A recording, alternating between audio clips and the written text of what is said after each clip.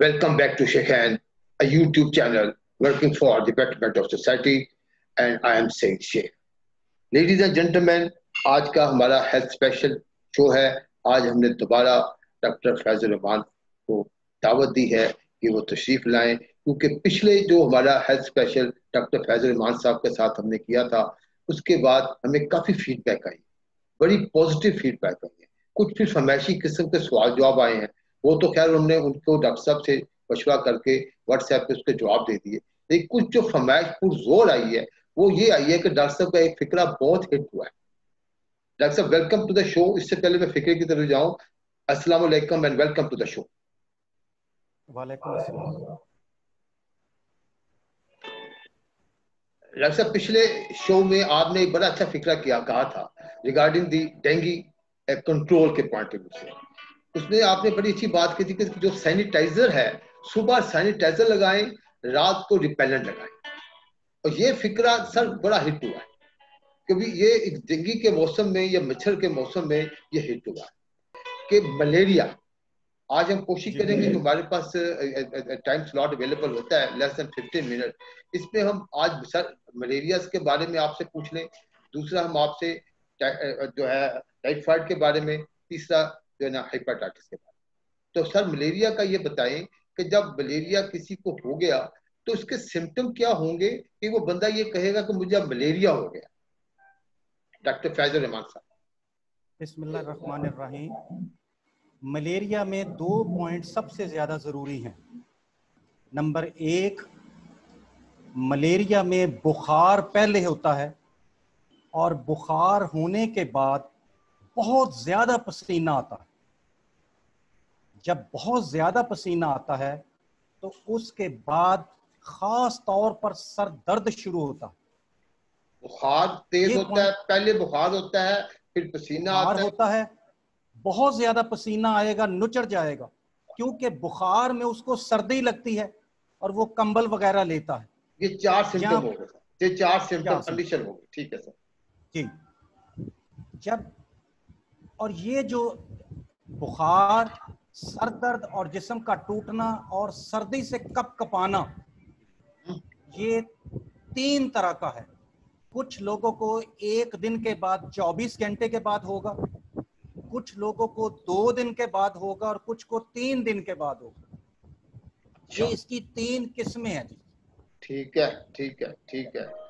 अब जो उस बंदे को ये तीनों सिम्टम आए, ये तीनों किस्में 1, 2, 3 में से किसी एक में भी वो मुब्तला हो रहा है, क्या उसे फौरी तौर पे कुछ वेट करने के बाद डॉक्टर के पास जाना चाहिए, या कोई टोटका, कोई ऐसा घर के टोटकों पे रिलाय तो नहीं करना चाहिए? तो नहीं चला तो उसी दिन जाए।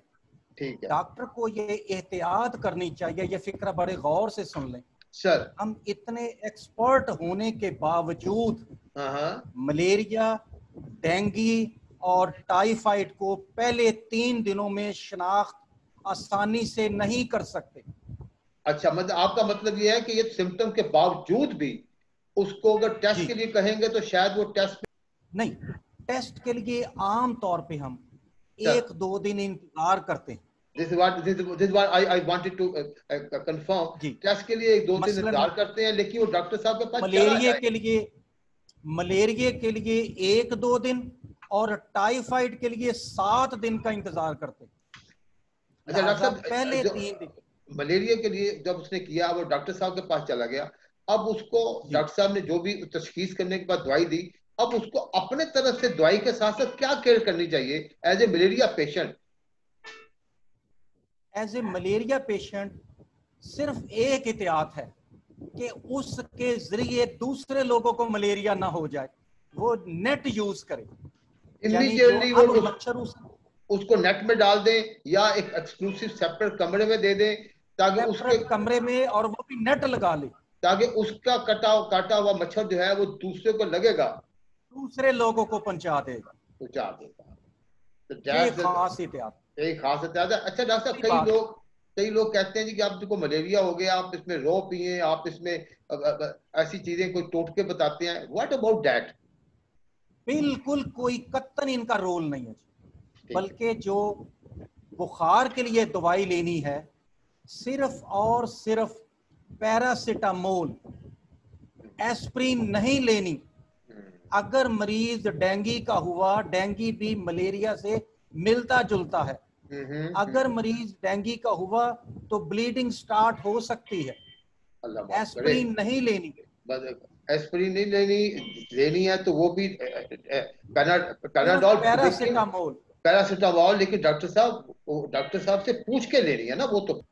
फिर अब जब एक तशखीस हो गई है कि मलेरिया है या तशखीस हो गई है कि वो टाइफाइड है, तो वो टाइफाइड का तो टेस्ट आप हमारे यहाँ वो तो हफ्ते बाद करवाते हैं, तो उससे पहले फिर उसका ट्रीटमेंट क्या डॉक्टर करेंगे? यस, हम शुरू के कुछ दिन जर्नल ट्रीटमेंट करते हैं।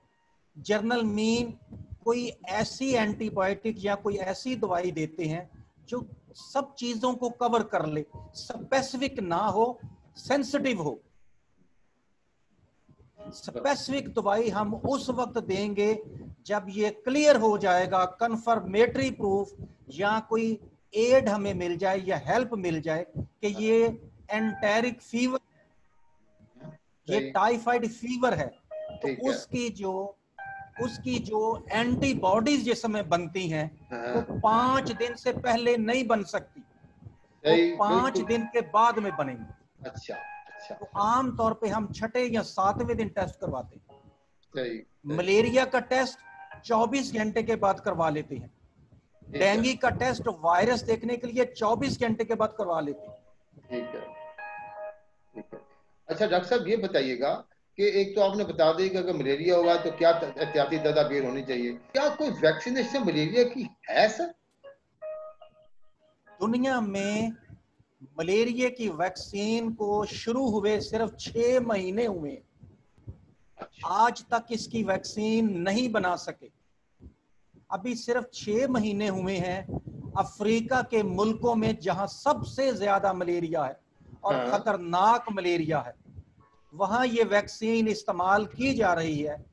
अभी तक इसके नताइज नहीं मिले। अच्छा, अभी तक इसके नताइज नहीं आए, लेकिन इसका मतलब है कि वक्त के साथ साथ हम डॉक्टर साहब उम्मीद कर सकते हैं, अल्लाह ताला करे, बिल्कुल उम्मीद कर सकते हैं। टाइफाइड की वैक्सीनेशन है डॉक्टर साहब? टाइफाइड का एक पॉइंट बहुत अच्छा समझ लें। इस वक्त पिछले 3 साल से जो टाइफाइड के स्ट्रेन मीन जो बैक्टीरिया हमारे मुल्क में आ गए हैं, उस पे कोई दवाई असर नहीं कर रही, और जो वैक्सीन मार्केट में अवेलेबल है उस वैक्सीन का कसूर नहीं, ये नई तरह के बैक्टीरिया की किस्म आ गई है जिसको वैक्सीन कवर नहीं कर रही। इसको वैक्सीन कवर नहीं कर रही। आपका मतलब कवर नहीं कर रही। वैक्सीन इज अवेलेबल, लेकिन दैट वैक्सीन अवेलेबल है, लेकिन जो बैक्टीरिया पहले था ये उसकी वैक्सीन है। अब जो स्ट्रेन उसकी किस्म फैली हुई है ये सुपर टाइफाइड है। ये इंतहाई मुसीबत का बायस हमारे लिए बना हुआ है। ना अभी इसकी कोई वैक्सीन है और ना इस पे रूटीन की एंटीबायोटिक कोई असर कर रही है। खुद एहतियात करें। वो एहतियाती तदाबीर क्या है डॉक्टर साहब? वो कोई इसकी लिस्ट है? तो 4-5 ऐसे बेसिक पॉइंट्स हो। टाइफाइड पानी, दूध, आइसक्रीम, इन चीजों से फैलती है, लिहाजा पानी उबाल कर पिए और आइसक्रीम, अंडे, कच्चे अंडे बिल्कुल इस्तेमाल ना करें। लोग अंडे इस्तेमाल ना करें, ये आप कह रहे हैं? ना करें। लोग समझते हैं कि कच्चा अंडा खाना ज्यादा ताकत देता है। ये कॉन्सेप्ट गलत है। अंडे के अंदर एक मल्टीविटामिन बायोडिन है जो सिर्फ और सिर्फ अंडे को हीट यानी बॉयल करने के बाद या पकाने के बाद ही मिल सकती है। कच्चे अंडे और कच्चा दूध बिल्कुल इस्तेमाल ना करें। सही है। अच्छा डॉक्टर, इसमें कोई एज फैक्टर भी है? जैसे टाइफाइड, सुपर टाइफाइड, कोई खास एज के लोगों के, बुड्ढों में, बच्चों में, is there any age factor involve? Age factor, छोटे बच्चे और ओल्ड एज, ये दोनों वल्नरेबल कंडीशंस हैं। ठीक है। वल्नरेबल मीन इनमें खतरा ज्यादा है क्योंकि छोटे बच्चे और बुजुर्ग लोगों में कुव्वत मुदाफियत इम्यूनिटी कम हो जाती है। सही है। तो इसका मतलब कि जो छोटे बच्चे और जो एजिड पीपल हैं उनकी क्योंकि कुव्वत मुदाफत का है, तो इसलिए they should avoid the thing. वो जो एहतियाती तदाबीर आप बता रहे हैं पीने के पानी पे, अंडे अंडे के बारे में जो भी आपने बताई है, उस पर वो लाजमी अमल करें। इसके अलावा छोटे बच्चे बाजार की चीजें लेने से बाज नहीं आते।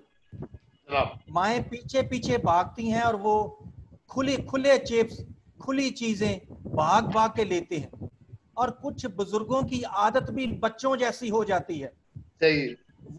अपने टेस्ट के लिए, अपने मुख्तलिफ जायकों के लिए बाजार की चीजें, खुली चीजें इस्तेमाल कर लेते हैं। इस मौसम में, ये जो बरसात का मौसम है, इसमें एहतियात करें, इसमें एहतियात करें।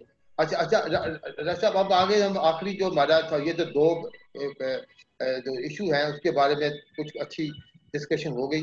अब जो हेपेटाइटिस है उसके बारे में कुछ बताइएगा कि पिछली बार थोड़ी सी डिस्कशन हुई थी कि एक तो उसकी वैक्सीनेशन, उसकी जो वैक्सीन आई थिंक अवेलेबल है, इज इट मैं दैट, डिटेल बताता हूँ। और किस एज में लगानी चाहिए वैक्सीन जो? जी, मैं पहले बताता हूँ। जो 3 हेपेटाइटिस हमारे मुल्क में सबसे ज्यादा है। हेपेटाइटिस ए छोटे बच्चों में होता है। हेपेटाइटिस ए इसलिए ज्यादा खतरनाक नहीं कि बच्चों में इम्यूनिटी की वजह से 99% खुद बहुत ठीक हो जाता है। उसके बाद हेपेटाइटिस बी और सी हैं जो कॉमन है। ठीक है। पहली ठीक है। बात, हेपेटाइटिस की कोई अलामत स्पेसिफिक नहीं है। हम किसी अलामत से भी नहीं पहचान सकते कि हेपेटाइटिस हो गया है। ये तो मिथ है डॉक्टर साहब, कहीं भी फलाने की आंखें अगर येलो हैं, हम साथ ही कहते हैं कि इसको यरकान हो गया है। ये सही नहीं है। यरकान बिल्कुल मुख्तलिफ चीज है। अच्छा। जांडस और चीज है, और जांडस एक अलामत है हेपेटाइटिस में जो सिर्फ चंद लोगों को होती है, सबको नहीं होती। सही सही सही, बड़ी अहम बात है, बड़ी अहम बात। नॉर्मल लोग हमारे पास खून देने के लिए आते हैं और हम कहते हैं हेपेटाइटिस का टेस्ट कराओ। सही है। बहुत ज्यादा लोग हेपेटाइटिस पॉजिटिव निकलते हैं और इंतहाई सेहतमंद होते हैं। उनको बिल्कुल पता नहीं होता कि वो हेपेटाइटिस बी या सी पॉजिटिव है। सही है। मेजॉरिटी हेपेटाइटिस के मरीज अचानक पता चलता है। किसी और बीमारी के लिए टेस्ट करवाते हैं, या हज पे जाने के लिए या हमल के दौरान टेस्ट करवाते हैं, तो पता चलता है कि इसको तो हेपेटाइटिस है। इसकी कोई खास अलामत नहीं। मामूली अलामतें ऐसी हैं जो हर तरह की वायरल इन्फेक्शन में आम है, जैसे जिस्म का कमजोर होना, उल्टी वाली तबीयत होना, जी जी जी, जिस्म की कमजोरी होना, थकावट होना, आम अलामतें हैं।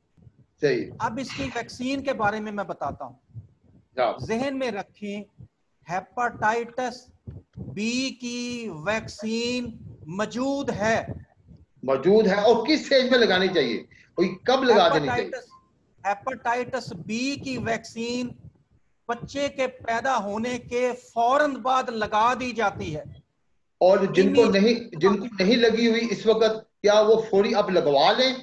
बिल्कुल लगवा लें। उसके मेरे पहले एक प्रोफेसर का कहना है सर कि आप उस दिन रोटी ना खाएं और रोटी के पैसों से हेपेटाइटिस बी की वैक्सीन खरीद लें। ये रोटी से ज्यादा जरूरी है, हकीकत में जरूरी है। इसके 3 इंजेक्शन लगते हैं। माशाल्लाह माशाल्लाह। ये डॉक्टर साहब, ये जो बात अभी आपने कही है, again this is something very very important thing you have said कि भी रोटी ना खाएं। इस मिसाल के तौर पर मिसाल दे रहे हैं डॉक्टर प्रोफेसर साहब। बचाव पहले करें, बचाव पहले कर ले। हेपेटाइटिस जो है उसका बचाव बहुत जरूरी है, क्योंकि अगर ये फैल जाए या ये अगर डेवलप हो जाए तो इसकी मसाइल काफी बढ़ जाते हैं। और डॉक्टर साहब, कोई अगर टाइम की कमी है, हेपेटाइटिस सी की वैक्सीन दुनिया में मौजूद नहीं है, अभी तक मौजूद नहीं है। Hepatitis C B is available, C की अवेलेबल नहीं है, इज नॉट अवेलेबल। तो उसके बारे में अगर किसी को पेशेंट को पता चलता है कि उसकी ऐसा डायग्नोज हुआ है, what is the treatment of that patient sir? जी, हेपेटाइटिस बी का अगर हमें आज पता चले कि ये पॉजिटिव है, पॉजिटिव टेस्ट स्क्रीनिंग वाला नहीं लेते हम। स्क्रीनिंग के बाद पीसीआर या वेस्टर्न ब्लॉट टेस्ट अगर पॉजिटिव आ जाए, हाँ, तो हेपेटाइटिस बी में हम 6 महीने उसको छूट देते हैं, क्योंकि 50% लोगों की से हेपेटाइटिस बी ठीक हो जाता है। हेपेटाइटिस बी का ट्रीटमेंट से ज्यादा जरूरी हेपेटाइटिस सी का ट्रीटमेंट है, इसलिए कि हेपेटाइटिस बी के सिर्फ 50% मरीजों में ये पॉजिटिव रहता है, जबकि हेपेटाइटिस सी जिसकी वैक्सीन भी मौजूद नहीं, उसके 80% लोगों में ये मौजूद पॉजिटिव रहता है और बाद में 20% में कैंसर का बायस बनता है, जिगर के कैंसर का। अल्लाह माफ कर। लेकिन डॉक्टर साहब ये बताएंगे, जितनी जो खतरनाक बीमारी है, अल्लाह ना करे कभी किसी को इतनी डेवलपमेंट हो, क्या ये एक दूसरे को लग जाती है? This is something,